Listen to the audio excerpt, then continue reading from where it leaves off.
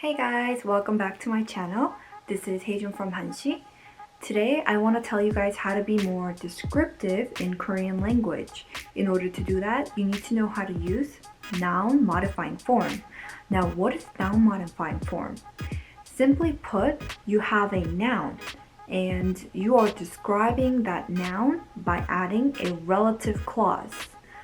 To make that a little easier for you, let's say the noun in this case is a coffee. And relative clause could be that I drink is Americano. So a coffee is a noun, and now that you're adding more details to that noun by saying that the coffee that I drink is an Americano. So you're changing your noun, a coffee, to an Americano that I drink. So that's what noun modifying form is, adding details to your noun. Now let's try to apply them into Korean language. Thankfully, we don't have relative pronouns, which are that, who, which, etc.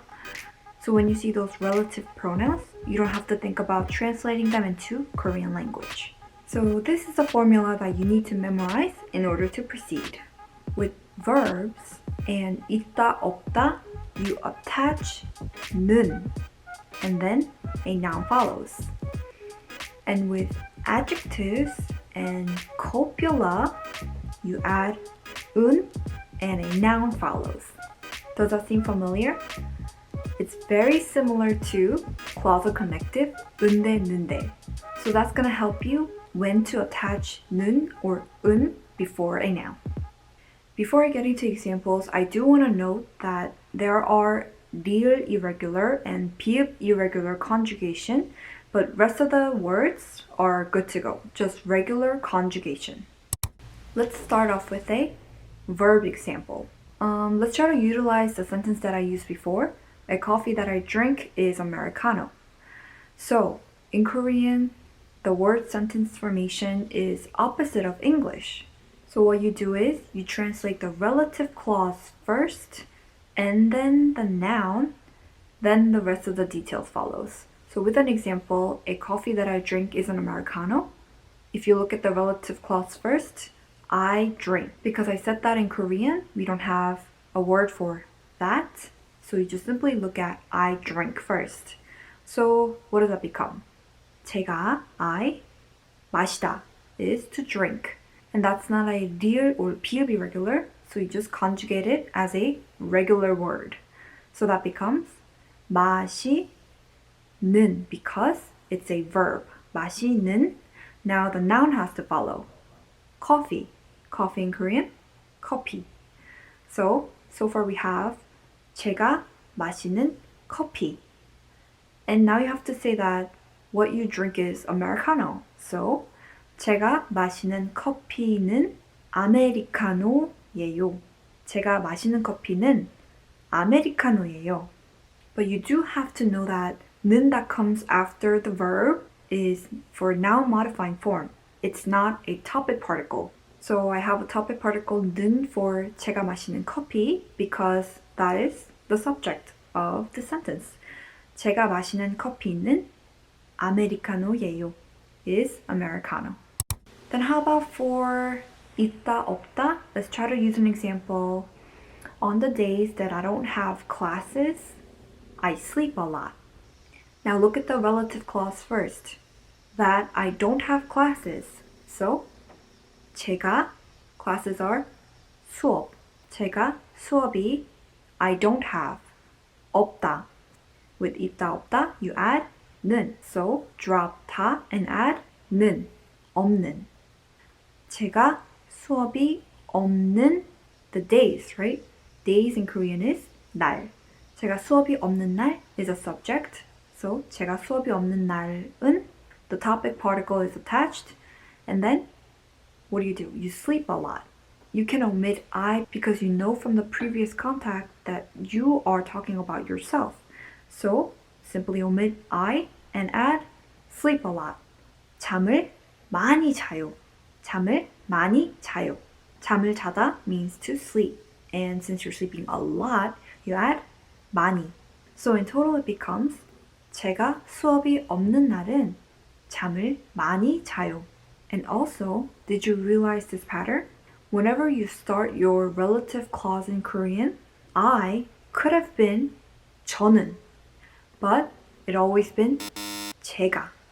That is because for relative clauses, when you're translating them in Korean, you cannot use topic particles. So just remember with relative clauses, topic particle cannot occur. But when you're putting them all together as 제가 수업이 없는 날, that whole thing together is the subject itself. So after 날, the days, you can attach topic particle 은, 날은. So within the relative clause, 제가 수업이 없는, that part, within that part, you cannot use topic particle. Now for an adjective, let's try to translate. I like cold weather. You do not see relative pronouns, that, who, which, etc. But you still see a description where it says it's a cold weather. I like cold weather. The only difference here is you do not have a relative clause, but it's still describing your noun, weather. When you're translating this, since you're not translating the relative clause, you are free to use topic particle. So in this case, you want to say 저는, because this is specifically talking about your preference as for yourself. So 저는, the cold weather has to come next. To be cold is 춥다. That's a 비읍 irregular. Therefore, you drop 비읍, add 우, and you're left with 추, 우, and you add 니은, 추운 날씨. 날씨 is the weather. 추운 날씨. If you can't remember how to translate 비읍 irregulars, there's a link to my video that covers 비읍 irregular conjugations. But for now, let's move on. 저는 추운 날씨를, because 추운 날씨, cold weather, is an object of the sentence. 를 comes after 날씨. And if you still can't remember how to use these particles, I also have a video for the particles, so go check that out as well. And now moving back to the sentence. 저는 추운 날씨를 like, 좋아하다. So, 좋아해요. 저는 추운 날씨를 좋아해요. And now for the copula, let's try to translate. My friend, who is a student, is at the library. So translate the relative clause first. Who is a student? So 학생이다. So 이다 conjugates into 인. So 학생인 is the relative clause. And now your friend is the noun. So 제 친구는, since 친구 is not within the relative clause, you can use topic particle 는. 학생인 제 친구는, where's the friend? At the library. 도서관에 있어요. 도서관에 있어요. So in total it becomes 학생인 제 친구는 도서관에 있어요. Now I do want to give you one extra example with a verb using 리을 irregular. In that case, the example that we're going to look at is that is a song that I know too. So the situation is like you're humming a song and your colleague hears the song and says, hey, that's the song that I know too. So that's the sentence we're going to translate. That's the song that I know too. So translate the relative clause first. That I know.